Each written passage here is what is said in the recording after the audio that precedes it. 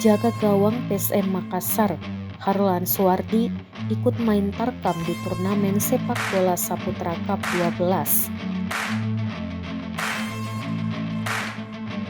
Turnamen ini berlangsung di lapangan sepak bola Desa Salutubu, Kecamatan Walendang Utara, Kabupaten Luwu, Sulawesi Selatan.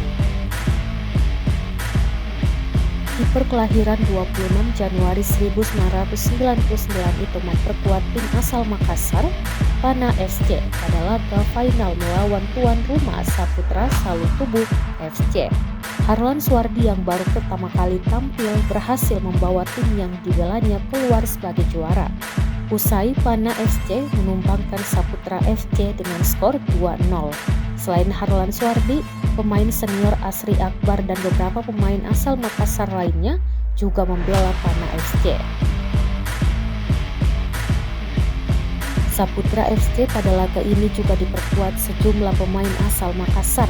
Mereka dikombinasikan dengan pemain lokal Salutubu FC. Di antaranya ada mantan pemain PSM Makassar dan Barito Putra Fatul Rahman serta Kante hingga Haidir. Khusus Harlan Suwardi, penampilannya mendapat pujian dari banyak penonton.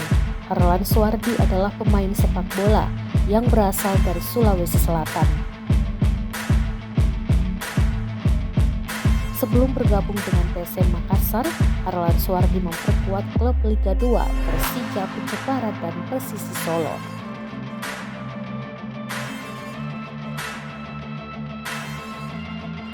Harlan Suwardi mengawali karirnya bersama tim Borneo FC U19. Dia bermain untuk Borneo FC U19 pada tahun 2017 di ajang Liga 1 U19.